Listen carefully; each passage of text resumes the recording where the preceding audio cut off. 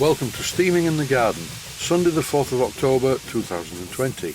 As you can see in this opening clip, it's my traction engine. First of all though, I needed to refit the check valve. I refurbished this in another video. And now I'm refitting it to the traction engine. I've used a little bit of sealant, not silicone sealant, this is like Boss White. And at this stage I haven't fitted the new gasket that I made for it. This check valve was leaking where it mounts onto the boiler.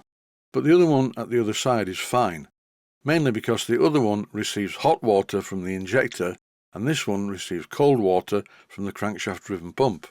Maybe this is a common feature, I've not really come across it before on the smaller stuff, but this traction engine is much bigger than all my other models. With the check valve refitted to the boiler, all I had to do was tighten the nut that holds the pipe onto the bottom of it. And for those viewers who are always criticising my use of adjustable spanners, you will notice that this adjustable spanner, which is not a Barco, it is a Teng Tools adjustable spanner, does not round the edge of the nut. Making sure that the tap on the top of the check valve is in the correct position, it's time to steam the engine. Just one more little job to do first. This is called belt slip, and as it says on the tin, prevents slippage in the workshop. The leather belt that drives the dynamo was slipping, so I sprayed it with this stuff. Then I cleaned off the sticky overspray in the area where I sprayed the belt using some WD-40. I find WD-40 is very good for cleaning models, big ones or small ones. Apart from the overspray from spraying the leather belt with that stuff, there's always quite a lot of oil residue on the boiler barrel below the area where the motion is. And this is due to the fact, as shown here, that I'm oiling the parts with probably too much oil. But when they're working, the oil splashes all over the place. It's a total loss oil system, in common with most steam engines. And as you can see, I always put too much oil on. It's one of my many failings. You'll be pleased to know that I'm not going to speak through most of this video. Once the engine is running, I'm going to let the engine do all the talking. I thought it would be a good idea to steam the engine with the motion protector guards removed, because I received a lot of comments from viewers saying, "Oh, why have you put those motion protector guards on? We can't see the motion." That is all very well, but as I intend to run this engine occasionally in public places, I do not want any small children, or even curious adults, putting their fingers in the motion to see what's going on. Health and safety is very important, and I'd hate for a member of the public to inadvertently lose some fingers by pointing at the motion at close range. This steam engine takes a long time to raise steam, and I mean a long time. After about an hour, there isn't any pressure showing on the pressure gauge, but there's obviously some steam in the boiler because it's gurgling out of the whistle when I pull the chain. After about another 15 minutes, I thought I would give it a try. The pressure gauge is still not registering anything. But no, there's not enough steam to make the engine go, but I'll turn it over anyway to clear some of the condensate that must be in the cylinder by now. Eventually, and there's still nothing shown on the pressure gauge, it goes by itself. It's running in a bit of a wet and gurgly fashion, and I've noticed here that the glands are blowing slightly. And if the graphited yarn in the glands is as old and stiff as the stuff I took out of the check valve, I'm not surprised.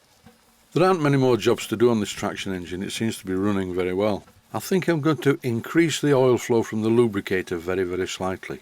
It's a balancing act with these lubricators. If they over-oil, then you get oil everywhere coming out of the chimney.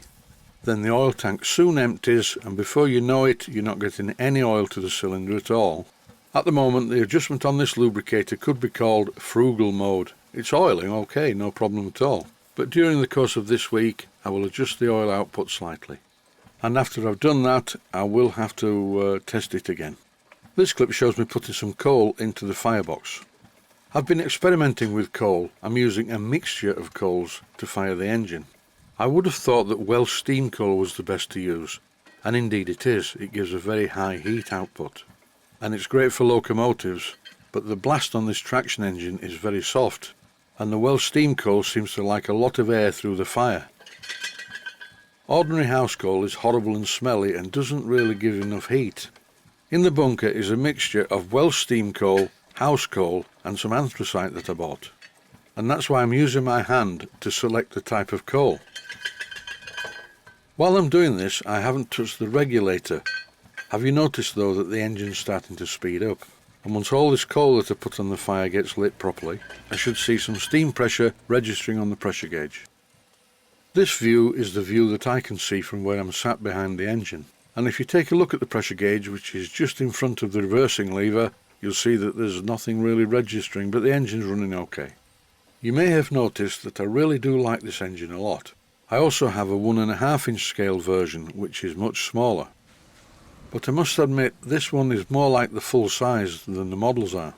The needle has just lifted off 0 on the pressure gauge, so really raising steam on this takes maybe a couple of hours. By raising steam, I mean getting to working pressure of 110 pounds per square inch. While it was ticking over at this slow speed, I closed the water bypass valve on the crankshaft driven pump, and so far so good, the check valve's not leaking. It's time for me to stop the narration. You don't need me to talk over a video like this. So I'll leave you with the sight and sounds of a 4.5 inch scale traction engine. Stay safe and well, thanks for watching, and I hope you found it useful.